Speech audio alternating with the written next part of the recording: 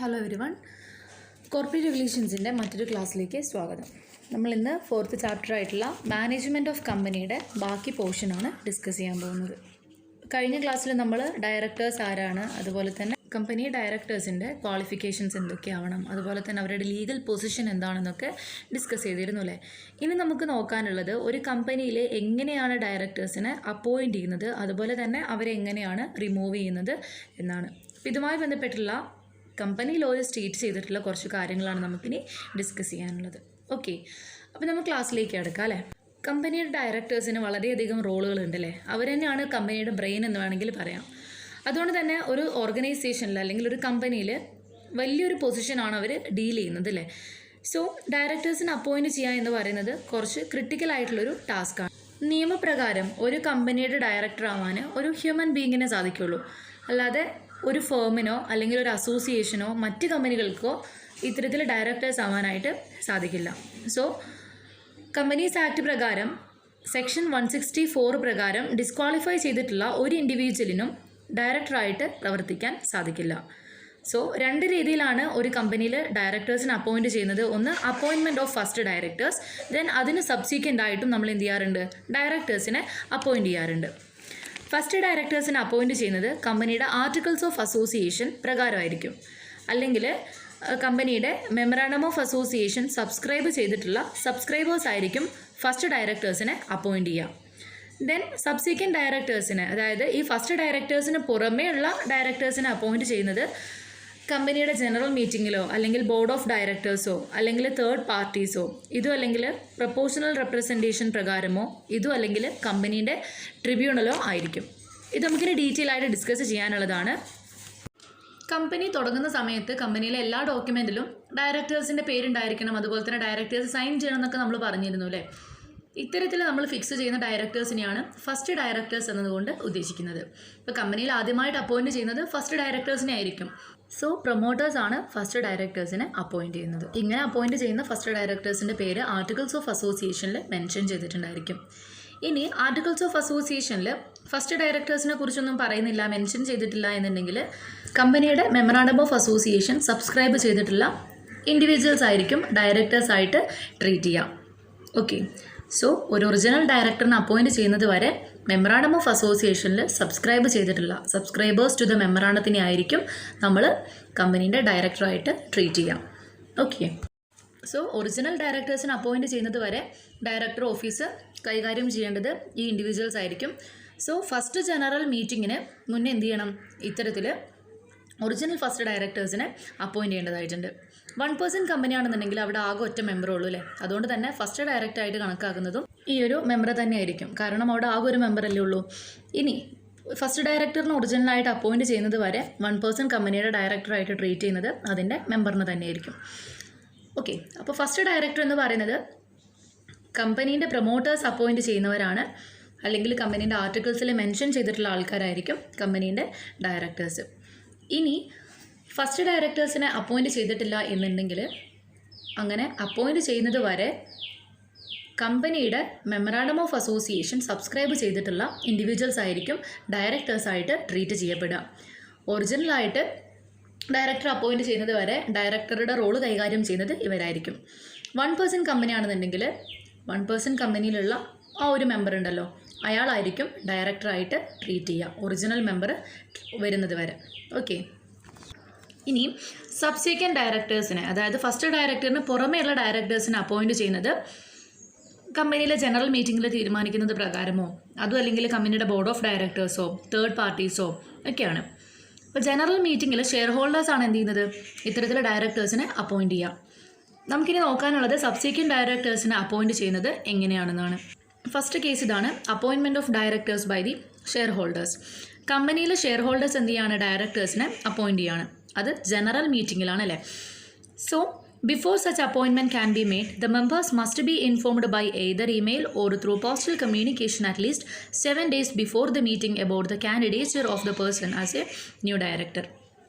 So general മീറ്റിങ്ങിൽ നമ്മൾ share holders എന്ത് ചെയ്യുകയാണ്, ഡയറക്ടേഴ്സിന് അപ്പോയിൻറ്റ് ചെയ്യാൻ വേണ്ടി പോവുകയാണല്ലേ. അങ്ങനെ ജനറൽ മീറ്റിങ്ങിന് വിളിക്കുന്നതിന് 7 ദിവസം മുന്നേ എന്ത് ചെയ്യണം, ഈ ഒരു വിവരം അവരെ കമ്മ്യൂണിക്കേറ്റ് ചെയ്ത് അറിയിച്ചിട്ടുണ്ടായിരിക്കണം. എന്നുവെച്ചാൽ മീറ്റിംഗ് നടക്കുന്ന വിവരം 7 ദിവസം മുന്നെങ്കിലും ഷെയർ ഹോൾഡേഴ്സിനെ ഇൻഫോം ചെയ്തിട്ടുണ്ടായിരിക്കണം. ഡയറക്ടേഴ്സ് ആവണമെന്നുണ്ടെങ്കിൽ ഡയറക്ടർ ആവാൻ പോകുന്ന വ്യക്തിക്ക് ഡയറക്ടർ ഐഡൻറ്റിഫിക്കേഷൻ നമ്പർ ഉണ്ടായിരിക്കണം, അതായത് DIN. ഇത് നമുക്ക് ഡീറ്റെയിൽ ആയിട്ട് ഇനി ഒരു ഏരിയ നോക്കാനുള്ളതാണ്. സോ ഡയറക്ടർ ഐഡൻറ്റിഫിക്കേഷൻ നമ്പർ ഡയറക്ടറിന് കമ്പൽസറി ആണെന്ന് പറയും. ഇത്തരത്തിൽ ഡയറക്ടർ ആവാൻ വേണ്ടി പ്രപ്പോസ് ചെയ്തിട്ടുള്ള വ്യക്തികൾ തീർച്ചയായിട്ടും ഡയറക്ടർ ഐഡൻറ്റിഫിക്കേഷൻ നമ്പറും അതുപോലെ തന്നെ അവർ കമ്പനീസ് ആക്ട് പ്രകാരം ഡയറക്ടർ ആവാൻ വേണ്ടിയിട്ട് എല്ലാ ക്വാളിഫിക്കേഷനും ഹോൾഡ് ചെയ്യുന്നവരാണെന്നുള്ള സെൽഫ് ഡിക്ലറേഷനും കാണിക്കേണ്ടതായിട്ടുണ്ട്. സോ ഇത്തരത്തിൽ ഡയറക്ടർ ആവാൻ വേണ്ടിയിട്ട് പ്രപ്പോസ് ചെയ്തിട്ടുള്ള വ്യക്തി അയാളുടെ കൺസേൺ ലെറ്റർ തയ്യാറാക്കേണ്ടതുണ്ട്. കൺസേൺ ലെറ്റർ അല്ല, ഒരു ഫോം ഉണ്ട്, ഫോം നമ്പർ DIR 2. അപ്പോൾ ഈ ഫോം പ്രകാരം എന്ത് ചെയ്യണം, അയാളുടെ കൺസെൻറ്റ് സ്റ്റേറ്റ് ചെയ്യണം. ആ കൺസെൻറ്റ് 30 ദിവസത്തിനുള്ളിൽ രജിസ്ട്രാർ എടുത്ത് കൊണ്ടുപോയിട്ട് ഫീയും അടച്ചിട്ട് രജിസ്റ്ററും ചെയ്യേണ്ടതായിട്ടുണ്ട്. ഇത് കമ്പനീസ് ആക്ടിൽ റൂൾ 8 മെൻഷൻ ചെയ്തിട്ടുള്ളത്. സോ ഇത്തരത്തിൽ ഡയറക്ടറിൻ്റെ ഓഫീസ് ഡ്യൂട്ടി എടുക്കാൻ പോകുന്ന ആൾ അല്ലെങ്കിൽ ഡയറക്ടറായിട്ട് ചാർജ് ചെയ്യാൻ പോകുന്ന ആൾ കൺസെൻറ്റ് ലെറ്റർ അല്ലെങ്കിൽ കൺസെൻറ്റ് ഫയൽ ചെയ്തതിന് ശേഷം മാത്രമേ ഡയറക്ടറായിട്ട് അപ്പോയിൻറ്റഡ് ആവുള്ളൂ. ഓക്കെ. സോ ജനറൽ മീറ്റിങ്ങിൽ ഷെയർ ഹോൾഡേഴ്സാണ് ഡയറക്ടേഴ്സിനെ അപ്പോയിൻറ്റ് ചെയ്യുന്നത് എന്നുണ്ടെങ്കിൽ വേണ്ട കുറച്ച് കാര്യങ്ങളാണ് നമ്മളിപ്പോൾ ഡിസ്കസ് ചെയ്തത്. ആദ്യം തന്നെ മെമ്പേഴ്സിനെ വിവരം അറിയിക്കേണ്ടതായിട്ടുണ്ട്. ഡയറക്ടർ ആവാൻ വേണ്ടി പോകുന്ന വ്യക്തിക്ക് ഡയറക്ടർ ഐഡൻറ്റിഫിക്കേഷൻ നമ്പർ ഉണ്ടായിരിക്കണം, അത് കമ്പൽസറിയാണ്. അതും ഡിക്ലറേഷനും ആനുവൽ ജനറൽ മീറ്റിങ്ങിൽ സബ്മിറ്റ് ചെയ്തിട്ടുണ്ടായിരിക്കണം. ദെൻ ഡയറക്ടറെ അപ്പോയിൻറ്റ് ചെയ്യുന്നതിന് മുന്നേ തന്നെ അയാളുടെ കൺസെൻറ്റ് രജിസ്ട്രാർ എടുത്ത് ഫയൽ ചെയ്യേണ്ടതായിട്ടും ഉണ്ട്. ഓക്കെ. അപ്പോൾ ഇതാണ് appointment of directors by the share holders. ഇനി അടുത്തതിലേക്ക് പോവാം, appointment of directors by the board. അതായത് കമ്പനിയുടെ ബോർഡ് ഓഫ് ഡയറക്ടേഴ്സ് ചേർന്നിട്ട് ഡയറക്ടേഴ്സിനെ അപ്പോയിൻറ്റ് ചെയ്യാണ്. അപ്പോൾ ഇവിടെ ഒരു 3 ടൈപ്പ് പറയുന്നുണ്ട്: additional director, alternative director and directors in A casual vacancy. ഈ ഒരു 3 സാഹചര്യങ്ങളിലാണ് കമ്പനിയുടെ ബോർഡ് ഓഫ് ഡയറക്ടേഴ്സ് ചേർന്നിട്ട് ഡയറക്ടേഴ്സിനെ അപ്പോയിൻറ്റ് ചെയ്യാം. നിലവിലുള്ള ഡയറക്ടേഴ്സിന് പുറമെ അഡീഷണലായിട്ട് ഒരു ഡയറക്ടറെ അപ്പോയിൻറ്റ് ചെയ്യുകയാണെങ്കിലോ അതും അല്ലെങ്കിൽ ഏതെങ്കിലും കേസിൽ ലീവ് എടുക്കുന്ന ഡയറക്ടറിൻ്റെ കേസിൽ അല്ലെങ്കിൽ ആബ്സെൻ്റ് ആവുന്ന ഒരു ഡയറക്ടർ കേസിൽ ഒരു 3 മാസത്തേക്ക് വേണ്ടിയിട്ട് ആൾട്ടർനേറ്റ് ഡയറക്ടർ അപ്പോയിൻറ്റ് ചെയ്യാനോ ഇനി കാഷ്വൽ വേക്കൻസിൻ്റെ പേരിൽ ഡയറക്ടേഴ്സിനെ ആ ഒരു കുറച്ച് കാലത്തേക്ക് വേണ്ടിയിട്ട് അപ്പോയിൻറ്റ് ചെയ്യാനോ ബോർഡ് ഓഫ് ഡയറക്ടേഴ്സിന് സാധിക്കും. ഫസ്റ്റ് കേസ് അഡീഷണൽ ഡയറക്ടേഴ്സിൻ്റെയാണ്. ഇത് കമ്പനീസ് ആക്ടിലെ സെക്ഷൻ 161 സബ്സെക്ഷൻ 1 സ്റ്റേറ്റ് ചെയ്തിട്ടുള്ളത്. സോ ബോർഡ് ഓഫ് ഡയറക്ടേഴ്സിനെ അപ്പോയിൻറ്റ് ചെയ്യുന്നത് ആർട്ടിക്കിൾസ് ഓഫ് അസോസിയേഷനിൽ അവർക്ക് കൊടുത്തിട്ടുള്ള അധികാരത്തിൻ്റെ അടിസ്ഥാനത്തിലായിരിക്കും. So this may be a person other than a person who fails to get appointed as a director in general meeting. General മീറ്റിങ്ങിൽ ഒരു ഡയറക്ടർ ആവാൻ വേണ്ടിയിട്ട് പ്രപ്പോസ് ചെയ്തിട്ട് ഡയറക്ടർ ആവാൻ പറ്റാതെ പോയ ഒരാളെ നമുക്ക് അഡീഷണൽ ഡയറക്ടറായിട്ട് അപ്പോയിൻറ്റ് ചെയ്യാനായിട്ട് കഴിയില്ല. Okay. So he shall hold the office up to date of the next annual general meeting or last date on which the annual general meeting should have been held, whichever is earlier. ഇങ്ങനെ appoint ചെയ്യുന്ന additional director അടുത്ത annual general meeting വരെ ഡയറക്ടറുടെ office hold ചെയ്യേണ്ടതാണ്. എന്ന് വെച്ചാൽ ഡയറക്ടറുടെ എല്ലാ ഡ്യൂട്ടീസും ഏറ്റെടുത്ത് ചെയ്യേണ്ടതാണ്. ഓക്കെ. അപ്പോൾ അഡീഷണൽ ഡയറക്ടേഴ്സിന് അപ്പോയിൻറ്റ് ചെയ്യുന്നത് ബോർഡ് ഓഫ് ഡയറക്ടേഴ്സാണ്. ഇങ്ങനെ അപ്പോയിൻറ്റ് ചെയ്യുന്ന ഡയറക്ടേഴ്സിന് ആനുവൽ ജനറൽ മീറ്റിംഗ് വരെ ഡ്യൂട്ടീസ് ഉണ്ടായിരിക്കും. അടുത്തത് ആൾട്ടർനേറ്റ് ഡയറക്ടറാണ്. കമ്പനീസ് ആക്ടിൽ സെക്ഷൻ 161 സബ്സെക്ഷൻ 2 ആൾട്ടർനേറ്റ് ഡയറക്ടറിൻ്റെ കേസ് പറയുന്നത്. ഇപ്പോൾ കമ്പനിയുടെ ആർട്ടിക്കിൾസ് ഓഫ് അസോസിയേഷനിൽ ഇത്തരത്തിൽ അഡീഷണൽ ആയിട്ടുള്ള ആൾട്ടർനേറ്റ് ഡയറക്ടേഴ്സിനെ അപ്പോയിൻറ്റ് ചെയ്യാൻ വേണ്ടിയിട്ടുള്ള ഒരു സാധ്യത പറഞ്ഞിട്ടുണ്ടെങ്കിൽ ഒരു റെസൊല്യൂഷൻ പാസ് ചെയ്ത് കഴിഞ്ഞാൽ കമ്പനിക്ക് എന്ത് ചെയ്യാൻ പറ്റും, ആൾട്ടർനേറ്റ് ഡയറക്ടറിനെ അപ്പോയിൻറ്റ് ചെയ്യാനായിട്ട് സാധിക്കും. Okay, so alternative director is appointed in a place of a director during his absence for a period not less than 3 months from India. ഇപ്പോൾ ഇന്ത്യയിൽ നിന്ന് ഇപ്പോൾ ഒരു ഡയറക്ടർ പുറത്തു പോകണമെന്നൊക്കെ വിചാരിക്കുക. അപ്പോൾ ആ ഒരു കേസിൽ മിനിമം 3 മാസമെങ്കിലും അയാളുടെ ആ ഒരു പോസ്റ്റ് വേക്കൻ്റ് ആയിട്ട് കിടക്കൂലേ. അപ്പോൾ അതിലേക്ക് വേണ്ടിയിട്ടാണ് നമ്മൾ ആൾട്ടർനേറ്റ് ഡയറക്ടറിനെ ചൂസ് ചെയ്യുന്നത്. സോ ആൾട്ടർനേറ്റ് ഡയറക്ടറിനെ ഫിക്സ് ചെയ്യുന്നത് ഒരു 3 month പീരീഡിലൊക്കെ വേണ്ടിയിട്ടായിരിക്കും. So the person to be appointed as the alternate director shall be the person other than the person holding any alternate directorship for any other director in the company. അപ്പോൾ മറ്റൊരു കമ്പനിയിലെ directorship hold ചെയ്യുന്ന ആളായിരിക്കരുത് ഇത്തരത്തിൽ നമ്മൾ appoint ചെയ്യുന്ന alternate director. Okay. So if an alternate director is appointed in place of independent director, it must be ensured that the person to be appointed should satisfy the criteria for independent director. കമ്പനിയിൽ independent ഡയറക്ടറിനെ appoint ചെയ്യണമെങ്കിൽ കുറച്ച് criterias ഉണ്ട്, കുറച്ച് നിർദ്ദേശങ്ങളൊക്കെ companies act തന്നെ പറയുന്നുണ്ട്. ഇപ്പം നമ്മളൊരു independent ഡയറക്ടറിൻ്റെ വേക്കൻസിയിലാണ് ഒരു ആൾട്ടർനേറ്റ് ഡയറക്ടർ അപ്പോയിൻറ്റ് ചെയ്യുന്നത് എന്നുണ്ടെങ്കിൽ നമ്മൾ ഇനി പുതിയതായിട്ട് അപ്പോയിൻറ്റ് ചെയ്യുന്ന ആൾട്ടർനേറ്റ് ഡയറക്ടറിന് ഈ പറഞ്ഞ എല്ലാ ക്രൈറ്റീരിയാസും ഫുൾഫിൽ ചെയ്യുന്ന ഒരാളായിരിക്കണം. എന്ന് വെച്ചാൽ ആൾട്ടർനേറ്റീവ് ഡയറക്ടർ ഇൻഡിപെൻഡൻറ്റ് ഡയറക്ടർ ആവാൻ വേണ്ടിയിട്ടുള്ള എല്ലാ ക്വാളിഫിക്കേഷനുമുള്ള ആളായിരിക്കണം. ഓക്കെ.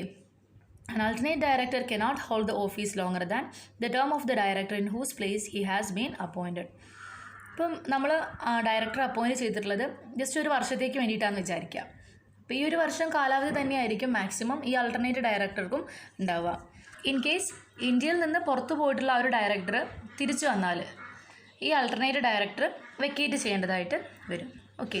സോ ഒറിജിനൽ ഡയറക്ടർ ഇല്ലാതിരുന്ന സമയത്ത് ഓഫീസ് ടേംസിലൊക്കെ എന്തെങ്കിലും മാറ്റങ്ങൾ വരുത്തിയിട്ടുണ്ടെങ്കിൽ ആ മാറ്റങ്ങളൊക്കെ ഒറിജിനൽ ഡയറക്ടർക്കും പിന്നീട് ആപ്ലിക്കബിൾ ആയിരിക്കും. ഇതൊക്കെ ആൾട്ടർനേറ്റ് ഡയറക്ടർ വന്നപ്പോൾ വരുത്തിയ മാറ്റങ്ങളായിരിക്കും. എന്നാലും ആ മാറ്റങ്ങളൊക്കെ ഇനിയും തുടരേണ്ടതായിട്ട് വരും. ഈ ഒറിജിനൽ ഡയറക്ടർ അതൊക്കെ അംഗീകരിക്കേണ്ടതായിട്ടും വരും. ഓക്കെ. അപ്പോൾ നമ്മളിപ്പോൾ പറഞ്ഞത് ആൾട്ടർനേറ്റ് ഡയറക്ടറിൻ്റെ കേസാണ്. ഇപ്പോൾ ഒരു ഡയറക്ടർ രാജ്യത്തിന് പുറത്ത് പോകുകയാണെന്നുണ്ടെങ്കിൽ 3 മാസമൊക്കെ വേക്കൻസി ആ ഒരു ഓർഗനൈസേഷനിൽ വരുമ്പോൾ അല്ലെങ്കിൽ കമ്പനിയിൽ വരുമ്പം ആ ഒരു സ്ഥാനത്തേക്ക് നമ്മൾ അതേ ക്വാളിഫിക്കേഷനുള്ള ഒരു ഡയറക്ടറെ അപ്പോയിൻറ്റ് ചെയ്യുന്നതിനെയാണ് ആൾട്ടർനേറ്റ് ഡയറക്ടർ എന്നതുകൊണ്ട് ഉദ്ദേശിക്കുന്നത്. അടുത്ത കേസ് ഡയറക്ടേഴ്സിനെ കാഷ്വൽ വേക്കൻസിയാണ്. കാഷ്വൽ വേക്കൻസി സംഭവിക്കുന്നത് ഒന്നുകിൽ ഡയറക്ടർ മരിച്ചു പോകുമ്പോഴോ അല്ലെങ്കിൽ അയാൾ റിസൈൻ ചെയ്ത് പോകുമ്പോഴൊക്കെയാണ്. ഓക്കെ. കമ്പനീസ് ആക്ടിൽ സെക്ഷൻ 161 സബ്സെക്ഷൻ 4 ഈ ഒരു കാര്യം മെൻഷൻ ചെയ്തിട്ടുള്ളത്. ഇത് പബ്ലിക് കമ്പനീൻ്റെ കേസിലാണെന്നുണ്ടെങ്കിൽ അപ്പോയിൻറ്റ് ചെയ്യുന്ന ഡയറക്ടർ വെക്കേറ്റഡ് ആവുകയാണെന്നുണ്ടെങ്കിൽ, ഇപ്പം ജനറൽ മീറ്റിംഗ് നടത്തുന്നതിന് മുന്നേ വെക്കേറ്റഡ് ആവുകയാണെന്നുണ്ടെങ്കിൽ അല്ലെങ്കിൽ കാഷ്വൽ ലീവിൽ പോകുകയാണെന്നുണ്ടെങ്കിൽ ആ വേക്കൻസിയിലേക്ക് നമ്മൾ മറ്റൊരു ഡയറക്ടറെ അപ്പോയിൻറ്റ് ചെയ്യും. ഇതിനെയാണ് ഡയറക്ടേഴ്സിനെ കാഷ്വൽ വേക്കൻസി എന്നതുകൊണ്ട് ഉദ്ദേശിക്കുന്നത്.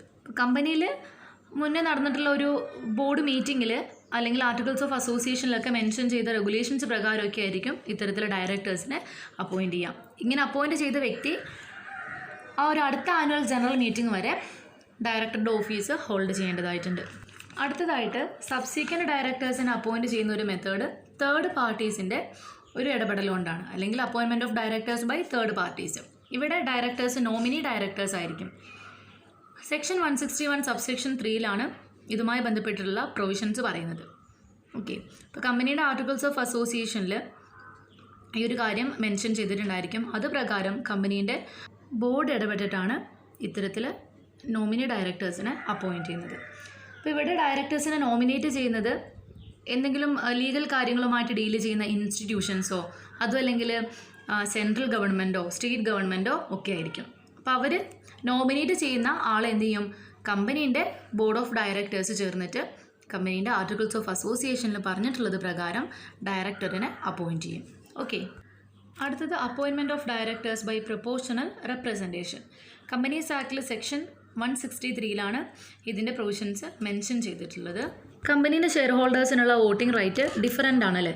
അപ്പോൾ അവർ ഹോൾഡ് ചെയ്യുന്ന നമ്പർ ഓഫ് ഷെയർസിൻ്റെ അടിസ്ഥാനത്തിലായിരിക്കും വോട്ടിംഗ് റൈറ്റ് ഒക്കെ ഉണ്ടാവുക.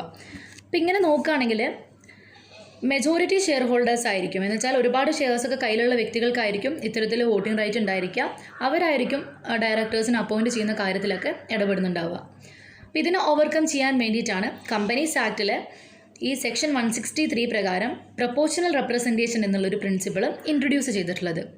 ഇത് പ്രകാരം കമ്പനി അപ്പോയിൻറ്റ് ചെയ്യുന്ന ഡയറക്ടേഴ്സിൽ 2/3 കുറയാത്ത, എന്ന് വെച്ചാൽ 1/3 ഭാഗം ഡയറക്ടേഴ്സിനെ അപ്പോയിൻറ്റ് ചെയ്യുന്നത് ഈ ഒരു പ്രിൻസിപ്പിൾ വെച്ചിട്ടായിരിക്കും. ഇത് പ്രകാരം മൈനർ ഷെയർ ഹോൾഡേഴ്സ് ആയിട്ടുള്ള, അതായത് ഒരു ഷെയർ ഹോൾഡ് ചെയ്യുന്നവരോ അല്ലെങ്കിൽ ക്യുമുലേറ്റീവ് ഷെയർസ് ഹോൾഡ് ചെയ്യുന്നവരോ ഒക്കെ ആണെങ്കിൽ അവർക്ക് ഈ ഒരു പ്രൊപ്പോർഷണൽ റെപ്രസെൻറ്റേഷനിലൂടെ ഒരു ഡയറക്ടറെ അപ്പോയിൻറ്റ് ചെയ്യാനുള്ള അധികാരമുണ്ട്. അപ്പം ഇങ്ങനെ അപ്പോയിൻറ്റ് ചെയ്യേണ്ട ഡയറക്ടേഴ്സ്, അതായത് 3 വർഷത്തിൽ ഒരിക്കലെങ്കിലും ഇങ്ങനെ പ്രൊപ്പോർഷണൽ റെപ്രസെൻറ്റേഷൻ പ്രിൻസിപ്പിൾ പ്രകാരം ഡയറക്ടേഴ്സിനെ അപ്പോയിൻറ്റ് ചെയ്യണം.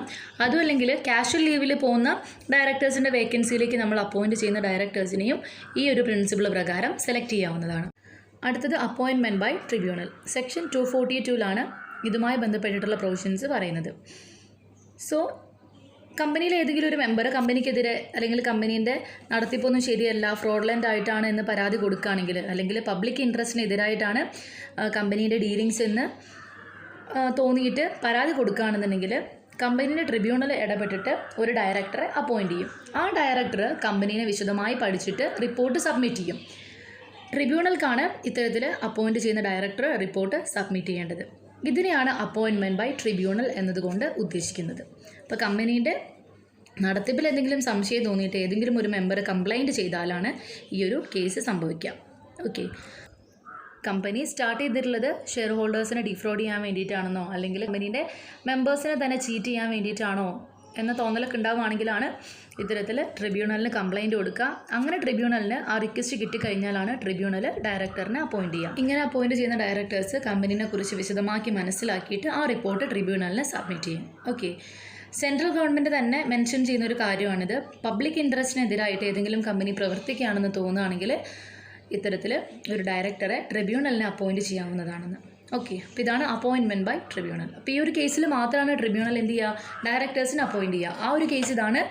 കമ്പനീൻ്റെ വർക്കിംഗ് അല്ലെങ്കിൽ കമ്പനീൻ്റെ ഒരു ഫങ്ഷനിങ് പബ്ലിക് ഇൻട്രസ്റ്റിനെതിരാണ് അല്ലെങ്കിൽ എന്തെങ്കിലും തരത്തിലുള്ള ഫ്രോഡുലൻറ്റ് ആക്ടിവിറ്റിക്ക് വേണ്ടിയിട്ടാണെന്ന് ഒരു മെമ്പർക്ക് തോന്നിക്കഴിഞ്ഞ് കംപ്ലയിൻറ്റ് കിട്ടുകയാണെങ്കിൽ മാത്രം. ഓക്കെ, നമ്മളപ്പോൾ ഡിസ്കസ് ചെയ്തത് അപ്പോയിൻമെൻറ്റ് ഓഫ് ഡയറക്ടേഴ്സ് ആയിരുന്നു. അതിൽ 2 കേസുകളാണുള്ളത്. ഫസ്റ്റ് ഡയറക്ടറിനെ അപ്പോയിൻറ്റ് ചെയ്യുന്ന കേസും സബ്സിക്വൻറ്റ് ഡയറക്ടേഴ്സിനെ അപ്പോയിൻറ്റ് ചെയ്യുന്ന കേസും. ഫസ്റ്റ് ഡയറക്ടറിനെ അപ്പോയിൻറ്റ് ചെയ്യുന്നത് കമ്പനീൻ്റെ ആർട്ടിക്കിൾസ് പ്രകാരമോ അല്ലെങ്കിൽ മെമ്മറാണ്ടം ഓഫ് അസോസിയേഷൻ്റെ സബ്സ്ക്രൈബേഴ്സിനെ കൊണ്ടൊക്കെയാണ്. രണ്ടാമത്തെ കേസ് പറയുന്നത് സബ്സിക്വൻറ്റ് ഡയറക്ടേഴ്സാണ് അല്ലേ. സബ്സിക്വൻറ്റ് ഡയറക്ടേഴ്സ് എന്ന് പറയുന്നത് ഫസ്റ്റ് ഡയറക്ടറിന് പുറമേ നമ്മൾ ഫിക്സ് ചെയ്യുന്ന ഡയറക്ടേഴ്സാണ്.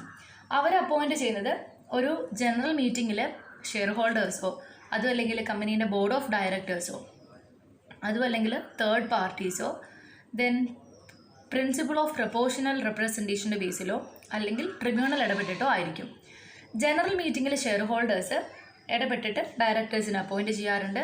അതുപോലെ തന്നെ അൾട്ടർനേറ്റ് ഡയറക്ടറിനെയും അഡീഷണൽ ഡയറക്ടറിനെയും കാഷ്വൽ ലീവിന് പോകുന്ന ഡയറക്ടറിനും പകരമായിട്ട് ബോർഡ് ഓഫ് ഡയറക്ടേഴ്സിനെ അപ്പോയിൻറ്റ് ചെയ്യാറുണ്ട്.